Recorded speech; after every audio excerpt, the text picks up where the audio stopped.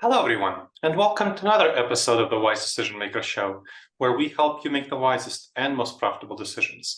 My name is Dr. Gleb Tsipursky. I'm the CEO of Disaster Avoidance Experts, the future of work consultancy that sponsors the Wise Decision Maker Show.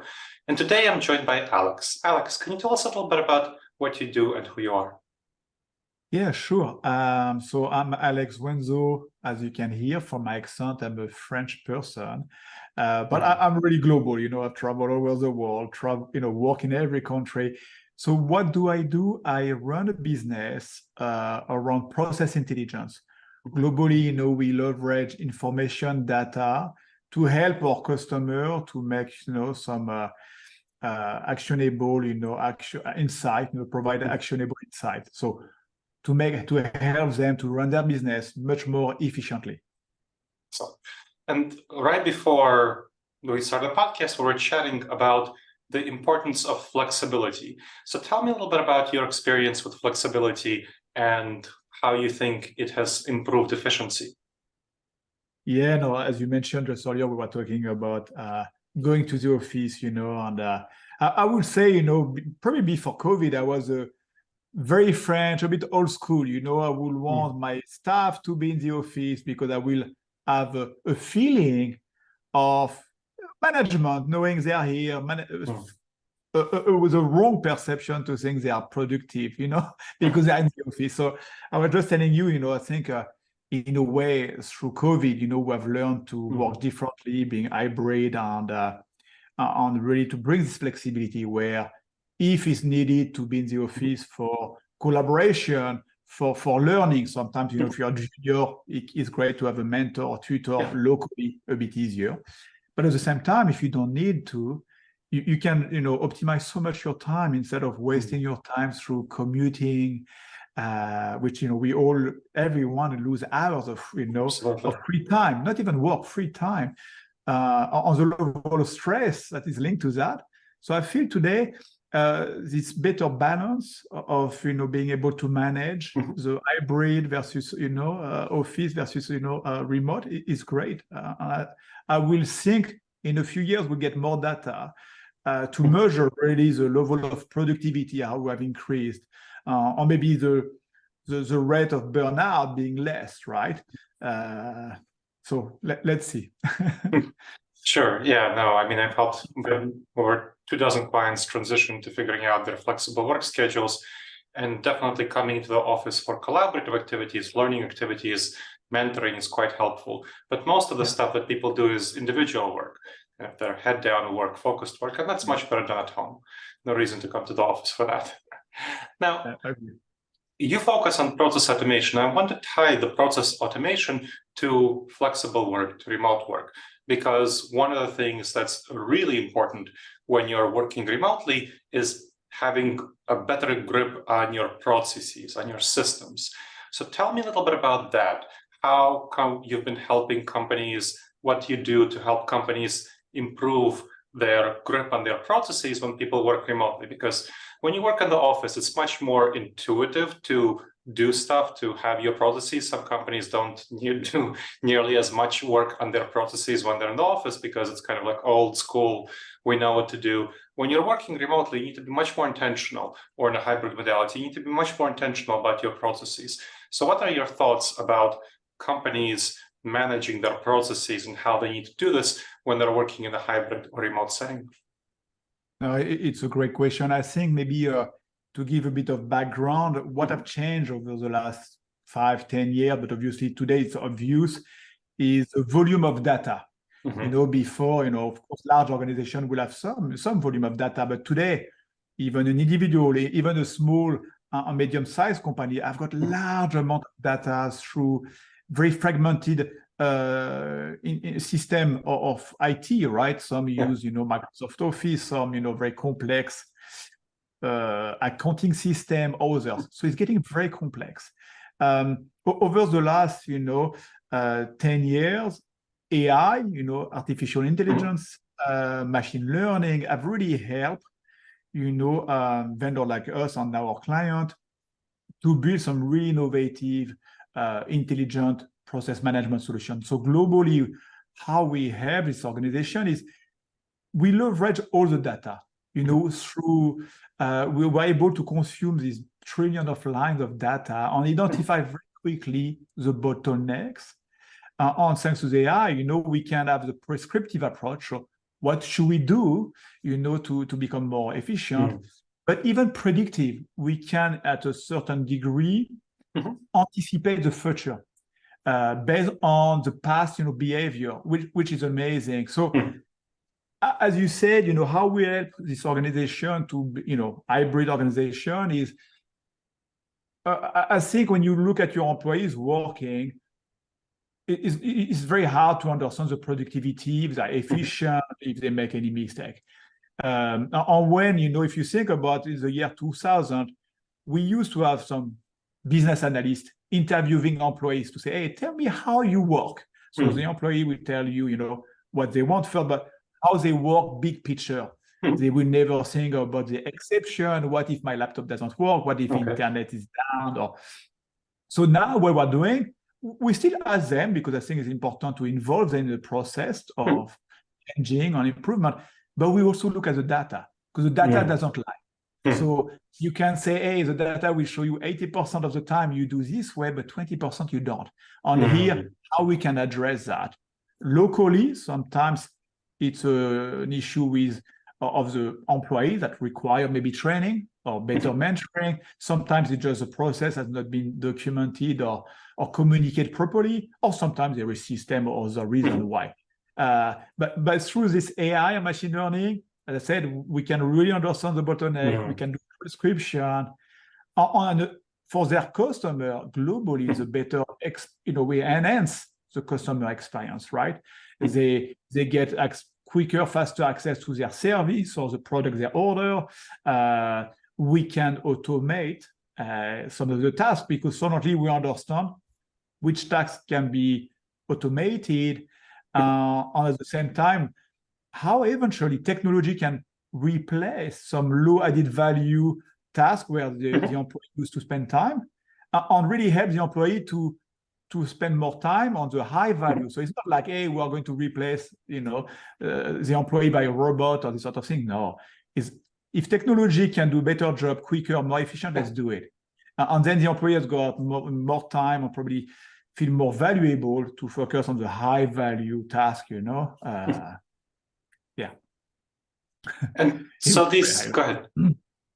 Yeah, so these high value tasks, I imagine, are going to be more innovative and creative. And so I'd like to have a little bit of a conversation with you and pick your brain on what you find are the outcomes of more automation of these low value added tasks, and how they boost productivity. And I've seen this especially, like I said, for firms that have more hybrid and remote workers tend to adopt more automation processes, because it's more important for them to be deliberate about how they manage their processes and systems. And it's harder for them to coordinate in the office, so they do more of this looking at coordination through digital means, so they're more digitized. And so especially in that context, thinking about how their innovation is boosted through creating automation of low value added processes. Well, I think you said something amazing, Doctor, is when you say the morale. If you think about, an employee doing the same task thousands of times, an hour or per day, it's not very exciting. It's become boring. The morale dropped, and sometimes mistakes start to appear.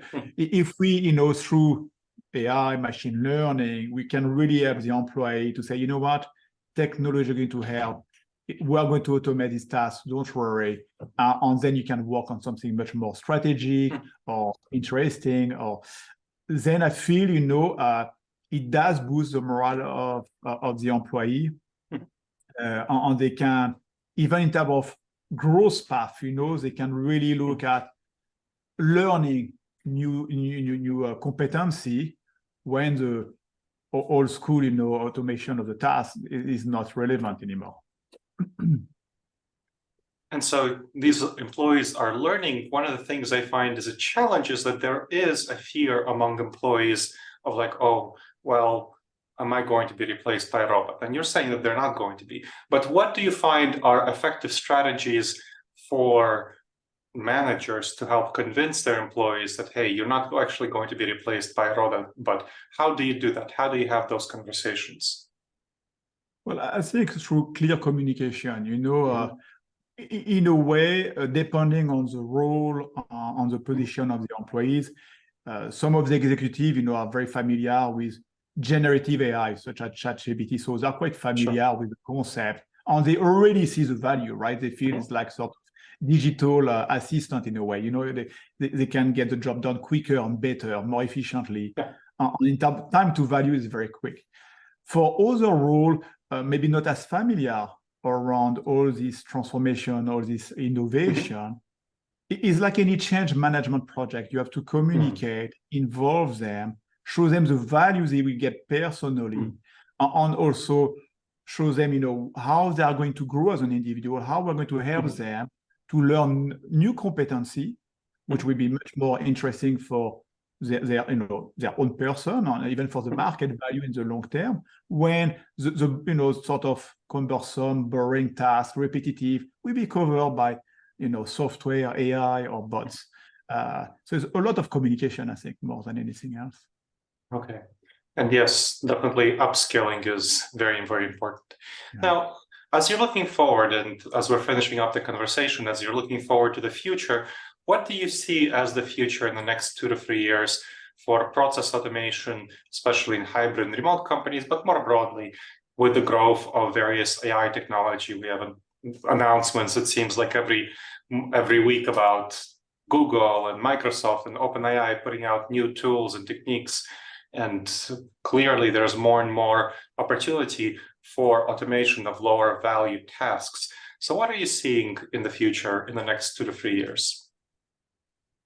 It's obviously 2 or 3 years seems like a very, very, very close, but it's very fast. So much change can happen in this space during this lapse of time. First, I will say, I believe, and we start to see that, a lot of initiatives such as digital transformation or data-driven decision-making, initiative or compliance, obviously, are going to leverage more and more AI or machine learning, because it's leveraging all this complex data that, before we will make, mistakes, or we couldn't manage the volume, right? In terms of trend, as you mentioned, a few vendors investing and launching a lot of AI. I think we are going to see a bit of slowdown in the coming months, where regulation will take over to understand that, is it good for the human being to allow AI, to have so much power in a way. Or we start to see that, right, in terms of all this HR related question with AI. It's a very important point. Obviously, we're in a very competitive world. Some dictature, some countries where they can have access to all the data continue to progress very well in AI. I think more democracies will slow down, try to define laws around the good use of this type of technology to be prudent. And after, I think AI, naturally will, with the machine learning, will continue to evolve, but with always, I think, two main elements. One is to provide business solution, really to help individual or human being to solve a business challenge. So it's not a pure technology, it's not just a piece of software or algorithm.